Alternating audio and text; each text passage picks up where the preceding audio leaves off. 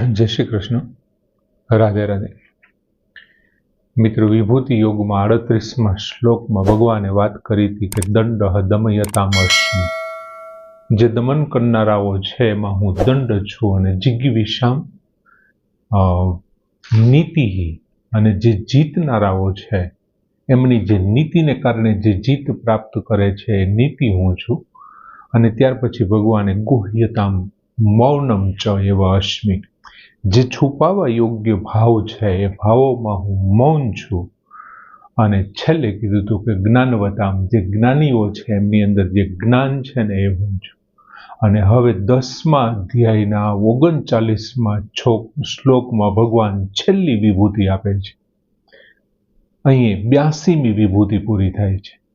કુલ આખા ગીતાજીમાં ભગવાને કુલ 190 વિભૂતિનું વર્ણન જે કર્યું છે એમાંથી 82 તો એકલું ખાલી અહીં છે, 10મા અધ્યાયમાં છે. હવે ભગવાન વાત કરે છે 39મા શ્લોકમાં કે યત ચ અપી સર્વભૂતાનામ બીજમ તત અહમ અર્જુન ન તત અસ્તિ વિના યત સ્યાત મયા ભૂતમ ચરાચરમ.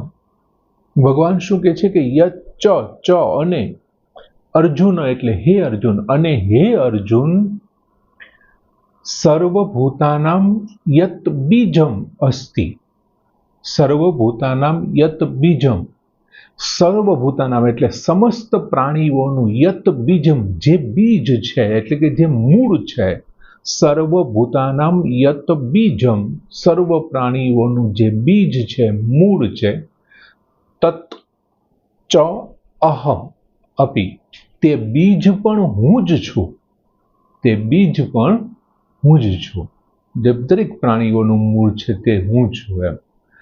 ન તત અસ્તિ વિના યત સ્યાત મયા ભૂતમ ચરાચરમ, તત એટલે તેવું, ચર અચરમ, ચર કે અચર, ભૂતમ એટલે પ્રાણી, તત્ ભૂતમ ચરાચરમ, તેવું ચર કે અચર પ્રાણી, ન અસ્તિ એટલે નથી, યત મયા વિના સ્યાત, જે મારા વિનાનું હોય, અર્થાત ચર અચર બધું હું જ છું, એવું કોઈ ચર કે અચર પ્રાણી જ નથી કે જે મારા વિનાનું હોઈ શકે. ભગવાને અહીંયા કીધું તું નોખી નોખી જગ્યાએ, નોખા નોખા સમુદાયમાં, નોખી નોખી જગ્યાએ તું કદાચ મારી વિભૂતિઓને શોધતો રહેશે, એના કરતાં કોઈ એવું ચર કે અચર પ્રાણી જ નથી જે મારા વિનાનું હોઈ શકે. ન તત અસ્તિ વિના સ્યાત યત સ્યાત મયા ભૂતમ ચરાચરમ. ભગવાને બધી જગ્યાએ તું જ્યાં નજર કરે ત્યાં તને જે કોઈ મળે તે સ્થાવર જંગમ સૃષ્ટિમાં ચર કે અચર કોઈ પણ પ્રાણી હોય એ મારા વિનાનું હોઈ ન શકે, હોય જ નહીં. 10મા અધ્યાયના 20મા શ્લોકથી 39મા શ્લોક સુધી ભગવાને કુલ 82 વિભૂતિઓનું વર્ણન કર્યું. અને અહીંયા યચ્ચ અપી અર્જુન કરીને જે શ્લોક આપ્યો એમાં એક આ છેલ્લી જે 82મી વિભૂતિ. હવે સમસ્ત વિભૂતિઓનો સાર છે ને એ અહીંયા આપી દીધો છે. એમ કેવું હોય ને તો કહી શકાય કે ભાઈ, પર્વતોની અંદર હું હિમાલય છું, નદીની અંદર હું ગંગાજી છું, શસ્ત્રધારીઓમાં રામ છું, ઋષિ નામ અહમ વાસુદેવ, વસુદેવના પુત્ર કૃષ્ણ છું, પછી કામધુક નામની ગાય છું. આ બધી બાબતોનું જે વર્ણન કર્યું અને ભગવાને કીધું કે સર્વભૂતાનામ બીજમ યત ચ અપી તત અહમ, દરેક પ્રાણીઓનું જે મૂળભૂત તત્વ છે, બીજભૂત તત્વ છે ને એ તો હું છું. અને યત ન તત અસ્તિ, તેવું કોઈ છે જ નહીં. શું? તો કે ભૂતમ ચરાચરમ, એવું કોઈ ચર કે અચર પ્રાણી જ નથી જે મયા વિના યત સ્યાત, જે મારા વિનાનું હોય.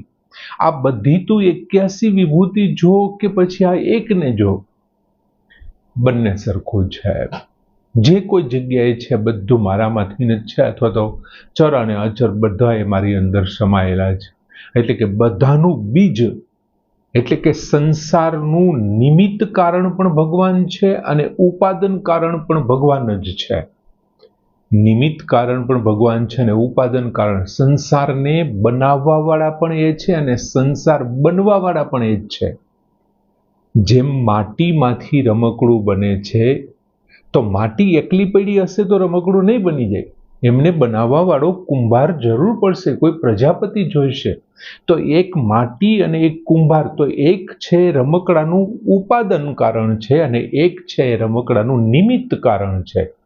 એકને એ જ રીતે આપણે આની પહેલા પણ જોયું હતું કે આ માટીનું છે, એ જ પ્રમાણે સોનું છે અને સુવર્ણકાર છે.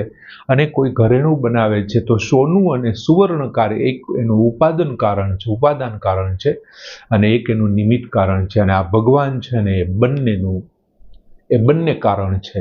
સંસારનું બંને કારણ છે. ઉપાદાન પણ એ જ છે અને નિમિત્ત પણ એ જ છે. અહીંયા ભગવાને શું વાત કરી કે જે બીજ છે, સર્વભૂતાના બીજમાં, અહીંયા માત્ર બીજ શબ્દ વાપરો. દરેક પ્રાણીઓનું જે બીજ છે, તત અહમ, હે અર્જુન તે હું છું. યચ્ચ અપી સર્વભૂતાનામ બીજમ તત અહમ અર્જુન, હે અર્જુન આ જે તું બીજ છે, મૂળ તત્વ તું જે કોઈનું જોવે છે ને હું છું. દાખલા તરીકે 7મા અધ્યાયના 10મા શ્લોકમાં ભગવાને શું વાત કરી હતી? તો કે બીજમ મામ સર્વભૂતાનામ વિદ્ધિ પાર્થ સનાતનમ, હે પાર્થ તું દરેક પ્રાણીઓનો મને સનાતન બીજ જાણ.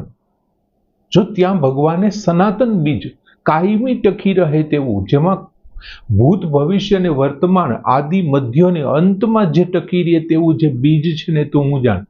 આપણે એમ કીધું હતું ને કે ભાઈ બીજ નો નાશ થઈ જાય ત્યારે એમાંથી વૃક્ષ બને છે અને બીજ આવતા વૃક્ષનો કાળક્રમે નાશ થાય છે. પણ આ સનાતન બીજ છે. ભગવાને એવું કીધું હતું 7મા અધ્યાયમાં કે બીજમ મામ સર્વભૂતાનામ વિધિ પાર્થ સનાતન, હે પાર્થ તો મને બધા પ્રાણીઓનું સનાતન બીજ. એ જ પ્રમાણે 9મા અધ્યાયમાં પણ ભગવાને એક જગ્યાએ વાત કરી હતી કે પ્રભવ પ્રલય સ્થાનમ નિધાનમ બીજમ અવ્યયમ. હું એમનું પ્રભવ છું, પ્રલય છું, એમનું જ્યારે પ્રલય થાય છે ત્યારનું સ્થાન છું, પછી હું એમનો ભંડાર છું, નિધાન છું, અને બીજમ અવ્યયમ, અવ્યય બીજ તરીકે ક્યારેય કદી ફેરફાર ન થાય તેવું બીજ, અવ્યય, જેમાં કોઈ વ્યય જ ન થાય, ખર્ચ જ ન થાય, વપરાય નથી, એમને એમ રહીએ. નકર બીજનો નાશ પામે. એમ તમે રમકડું બનાવો તો માટીનો નાશ પામશે ને. તમે આટલી માટી છે તો 5 રમકડા બનાવ્યા તો માટી ખલાસ થઈ ગઈ. ભગવાને એ કીધું છે કે બીજમ અવ્યયમ, વ્યય ન થાય તેવું બીજ છો, એક સનાતન બીજમ મામ વિધિ સનાતન બીજમ, તું મને દરેક પ્રાણીઓનું સનાતન બીજ. બીજું બીજ અવ્યયમ. અને અહીંયા ભગવાને માત્ર બીજની વાત કરી છે. અહીંયા ભગવાને શું કીધું છે? બીજમ તત અહમ, તે હું બીજ છું, માત્ર બીજ. હું જેવો છું તેવો જ રહીને સંસાર રૂપે પ્રગટ થાઉં છું. હું જેવો છું તેવો જ સંસાર રૂપે અને તેમાં વ્યાપક થઈ અને રહું છું. ભગવાન બીજી લાઈનમાં કહે છે કે ન તત અસ્તિ વિના યત સ્યાત મયા ભૂતમ ચરાચરમ. એમ ભગવાન કહે છે કે જે કાંઈ જળ અને ચેતન, સ્થાવર અને જંગમ જે કાંઈ છે તે બધું જ મારે હિસાબે છે, મારા વિના કોઈ શક્ય જ નથી. ભગવાન એવું કહેવા માંગે છે જે કાંઈ સ્થાવર સૃષ્ટિ છે અહીંયા નહીં, જે પડી રહેવા વાળી છે, અથવા તો આપણે જેને હેરફેર કરી શકીએ તેવી જંગમ સૃષ્ટિ, પશુ પક્ષી, આ તે બધા સ્થાવર સૃષ્ટિ છે, જે પર્વત છે, જમીનના ટુકડા છે, આ તે બધું, કોઈ આ વૃક્ષ છે, એ બધા સ્થાવરમાં આવશે. જંગમમાં ગાય છે, બળદ છે, ઘોડા છે, હાથી છે, પશુ પક્ષીઓ જે કાંઈ છે એ બધું ભગવાન શું કહે છે? એ મારા વિના શક્ય નથી. અર્થાત બધું સર્વ કંઈ હું જ છું, બધાની અંદર હું જ છું. ચરાચરમ ભૂતમ, આ જે કાંઈ ચર અને અચર છે, આ મૂળ તત્વને જાણીને ભગવાન કહે છે કે સંસારની યાદ ન આવવી જોઈએ. જે કોઈ જગ્યાએ નજર કરો છો તે બધાની અંદર એ જ રહેલો છે, અથવા એમને કારણે આ બધું છે, માટે એમના સામે જોઈ એ મૂળ તત્વને જાણ્યા પછી સંસારની યાદ આવવાને બદલે ત્યાં એ ચરાચર સૃષ્ટિને ચલાવવા વાળા એ આપણા ભગવાનની જ યાદ, આપણને પરમાત્માની જ યાદ આવવી જોઈએ અને ભગવાનનું જ ચિંતન થવું જોઈએ. ભગવાને ચરાચર સૃષ્ટિની વાત કરી કે ભૂતમ ચરાચરમ, યત સ્યાત ન મયા વિના, જે આ ચર અને અચર સૃષ્ટિ છે તે મારા વિના શક્ય નથી.